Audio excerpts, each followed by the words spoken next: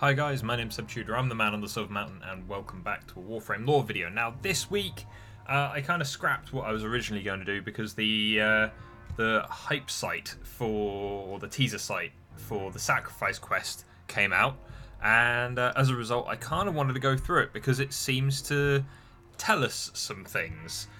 First off, we've got Ballast looking shiny as always, but more just from the basic image that we've got here, we've got the moon in the background, which again was the seat of Orokin power. It seemed to be possibly one of the most important places.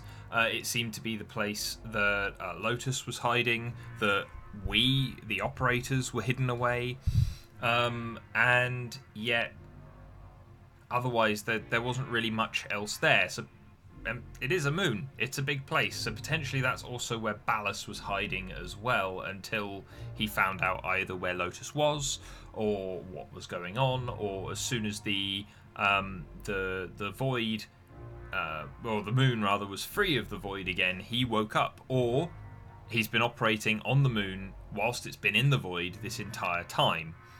Also entirely possible.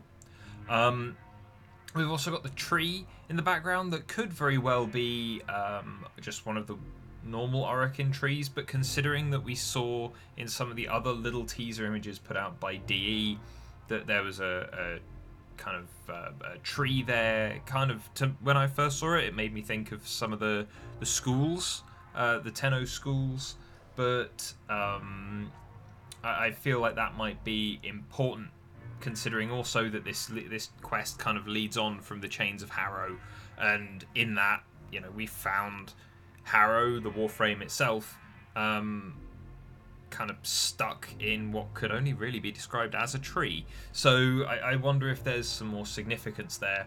Then of course we've got Ballast looking menacing at the front.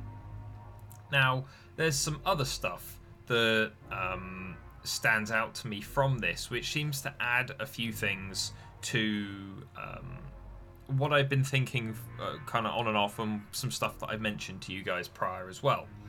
Now I had a quick look around, and there's a little kind of Warframe down here, but there are only two words in the Tenno script that don't flash onto the screen and then disappear. That's this one over here, which says sentient, and this one over here that says awoken.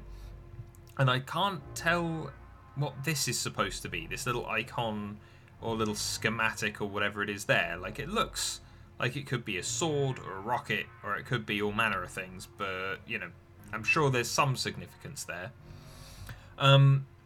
But then I used the Orokin language thing on the wiki there, little image, plus the Tennotyper web app that it can be found at the bottom of the wiki page on the Orokin language, just to try and translate some of these other flashing bits of text. Like this one here says Tenno, that one I believe again said awoken. Down here we've got hybrid, and then we've got Helminth just here, and then up in this corner when it decides to pop up, not that one just said awoken again. There's a long one. There you go. Test subject. And considering that there's been in the other images we've been seeing the Umbral Warframes, which are potentially, or at least have been mentioned in the past to in some way be Warframes that possibly have been operating out on their own without supervision from the Tenno, or control from the Tenno. But then also it's interesting that Helminth is mentioned here.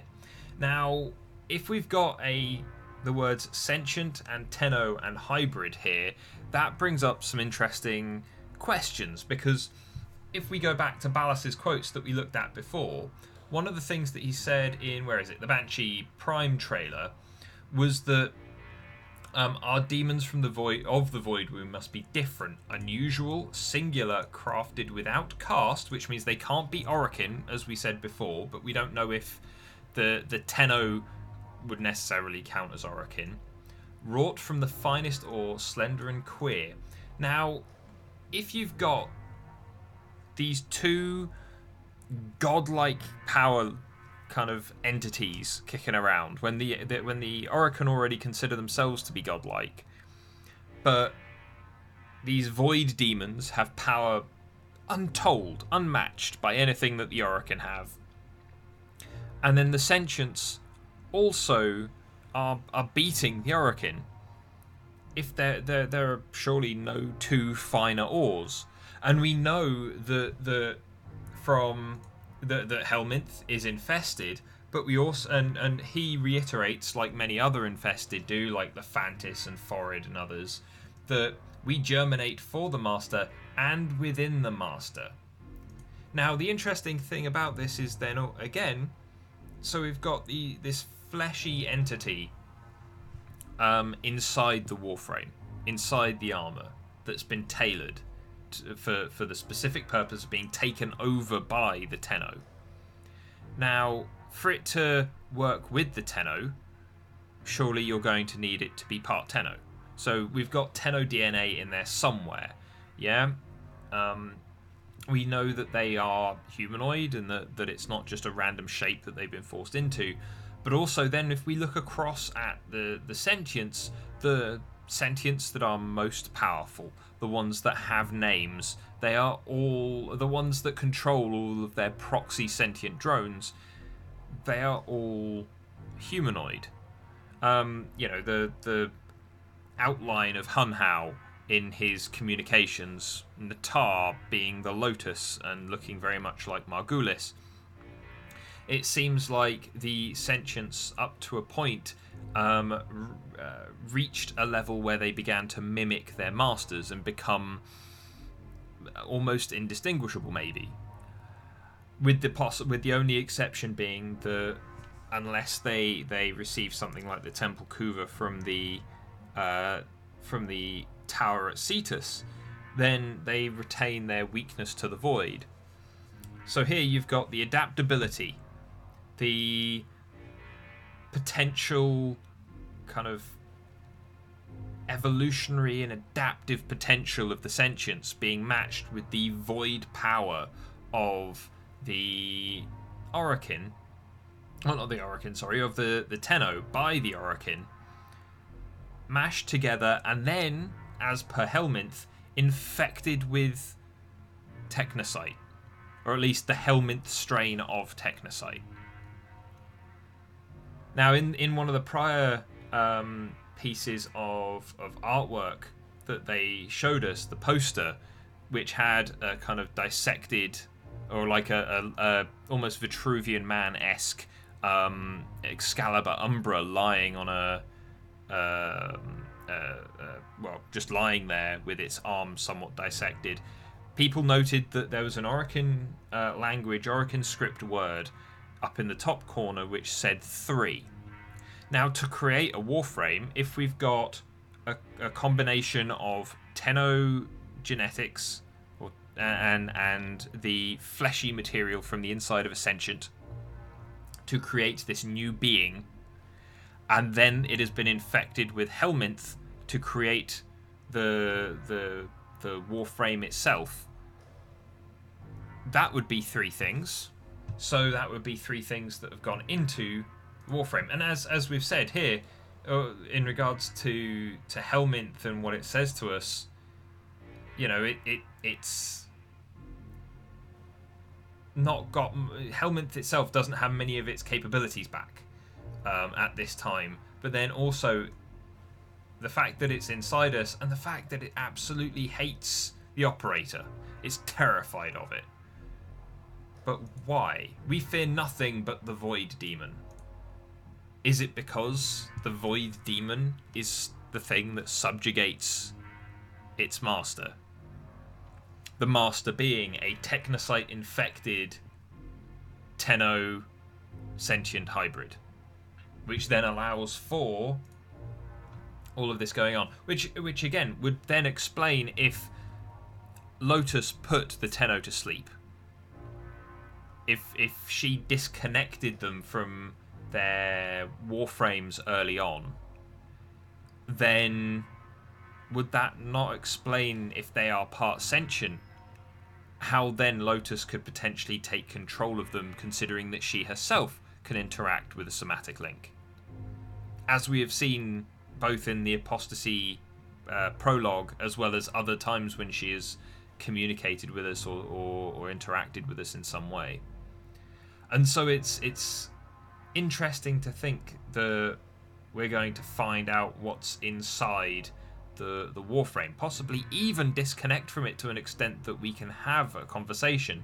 And the thing that stands out to me is that I don't necessarily think this is entirely what Ballas intended. Like, there are lots of people who think that maybe Ballas has done a deal with the Sentients or whatever else. I don't feel that's the case, for the simple reason of if he had done a deal with them, then he probably wouldn't be trying to take Hun Hao's daughter away just by himself. If he had done a deal with them, then he probably would have been able to take direct control early on, rather than fleeing and disappearing. And also, as much as he was aware of how potentially lethal and how destructive the Tenno could be, and how it was likely that they would be, at least in part, their undoing, how the Warframes could potentially be part of their undoing, he seems to be very much a pragmatist. When we see him interacting with Perrin Toll, and he says, well, yeah, I'm going to give you a hard time in there. Potentially, if you can't convince people, you're going to die. But, people don't know it don't necessarily know what they want until it's taken away. He's seeing that at a time before the Sentients, before the project was sent out of the Origin system to try and claim new worlds on behalf of the Orokin. And so, as a result, having Ballas at that moment is looking at it going, well, we're in a situation and we need a solution. This is a solution. We already know that he feels that the Orokin are complacent, that they don't take enough risks, that they're too safe, both from just your more mundane concerns and worries, but also from larger worries such as death. He already knows that they're complacent and that they don't focus on the right things necessarily. But he takes that pragmatic view and goes to use and find whatever it is that he can get his hands on to solve a problem, be it the proto-sentients that then become the sentients and cause a different problem, in which case then to solve that problem, he takes another problem from the past and reworks it into a new form of weapon. But he's aware that that could very well be their undoing, and then it turns out it is. So how does he deal with that problem? Seems like he disappears for a bit. Possibly he's the one controlling the umbral warframes that are now back in the Origin system that we may very well interact with. It could very well be that he is the source, or will be the source, of the sentient-based warframe, which I have my own feelings about the sentient-based Warframe that are less lore-focused, should we say. But it's a case of, if he's now come back if he had no way of getting back from the moon into normal space from the void, and now he's back from the void with the moon, then why wouldn't he start experimenting again, looking to find a new solution to the problem? Why wouldn't he want a partner in doing that, considering that Lotus has a vast amount of knowledge and seemingly, at the very least, a good number of the memories, if not all the memories, of the person who helped solve the Tenno problem to one degree or another in the first place? Why wouldn't he want her on side to help with his research? As much as he claims that he's madly and deeply in love with her, I feel like that's a secondary issue for Ballas, considering that he let Margulis go in the first place. But anyway, guys, I'd love to hear your thoughts on this, because we've got this creepy guy. I don't think he's going to be a one and done villain, Because this is the thing. A lot of the other villains that we have come from groups that can clone themselves, or where they're using proxies, or where they've got so many others that it just doesn't matter anymore. Almost a whole load of the Grineer bosses are Grineer bosses, and yeah, that's all very well and good, but they've already been cloned umpteen million times. We kill them once, they get cloned again. It's not a final solution for those bosses. In regards to Ballas here, he might be able to defeat death if he had all of his usual infrastructure behind him and all of his other abilities and capacities. If he had enough Kuva, for instance, and so on and so forth. But at the moment, he doesn't have most of that. He might have a stockpile of Kuva somewhere, but he doesn't have all of the infrastructure and the backup. The one thing that he probably has, more so than anything else, are the Corrupted, because he can probably, with his Executor status, override the Neural Sentry. And again, the Neural Sentry itself shows that the control of the Technocyte is something that the Orokin had the capacity for. So again, potentially the introduction of the Helminth strain of Technocyte into the individuals that had been specially tailored to become the Warframes. Possibly that's where we'll see the control element coming in, and Helminth, unbeknownst to itself, was the main reason why, or main means by which, the Warframes were brought to heel. Who knows? We'll have to see. I mean, the considering we've seen the Tenno able to take over other forms of seemingly at least somewhat biological, but not entirely biological, machinery and mechanisms in regards to, what was it, the Golden Maw, I think, during the War Within. It's a case of, we can see how they're able to take over other entities anyway. And so the fact that they're able to take over other entities may just be a thing that the Tenno are just capable of doing. It doesn't matter necessarily what the entity is, as long as it has a specific element to it that they can interact with, which could very well be the Technocyte, considering the Technocyte is a kind of nanite-based technological plague rather than a purely biological thing. So, we'll have to see. One other thing that was mentioned a very long time ago was that when they were still working out exactly how they wanted to do the Warframes and do the operators and everything else, they said that they had ideas for the faces behind the masks of every Warframe.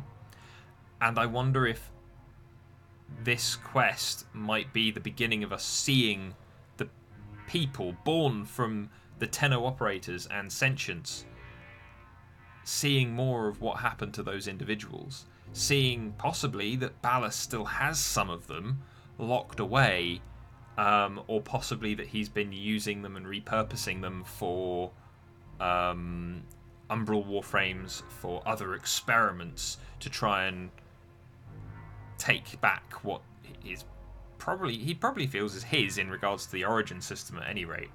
But then there are other questions in regards to, I feel like this is probably going to take place on the moon, where he's had his base for the longest time.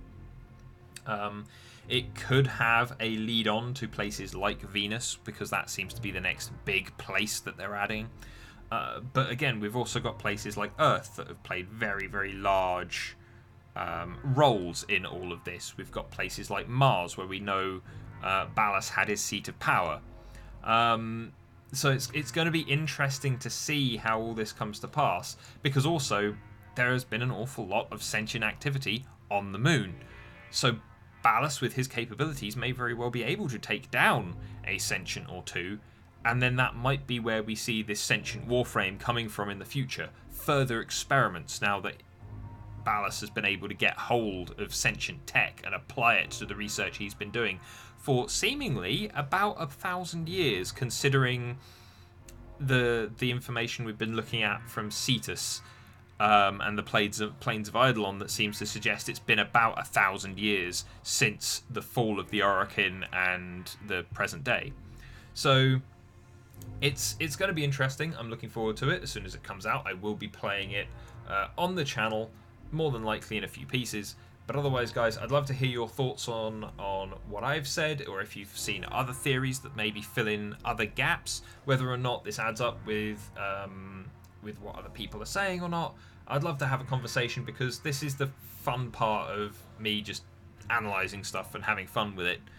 And it's one of those things where, as a coach, I get to analyse people and work with their strengths and weaknesses and inconsistencies and things, and sometimes that can be really heart-wrenching and tough to deal with, and yet then I come to this kind of stuff and I'm able to apply all of those same skills that I love using, that I love cultivating, but towards something that's just fun to talk about.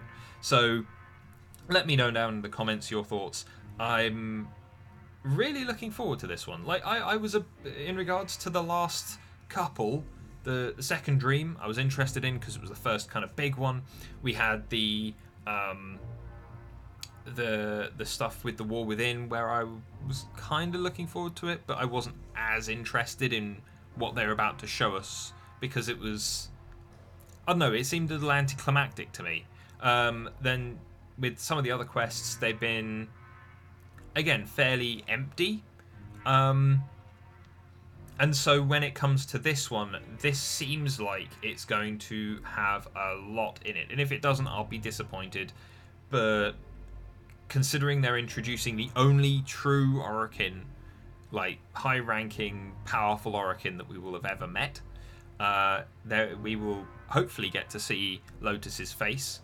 And then on top of that, it seems like we're going to learn stuff that's been kind of left out and hidden from us, or at the very least very vague, in regards to the Warframes, our connection as Tenno to the Warframes, the stuff about the old war and whatever else as well. Really looking forward to it. Anyway, I'm going to stop rambling. Thank you very much for watching, guys, and I'll see you in the video later. Take care. Thank you very much for watching, guys. If you enjoyed this video, then please drop us a like, share this video, and subscribe for more, and I'll see you in the video tomorrow. Take care.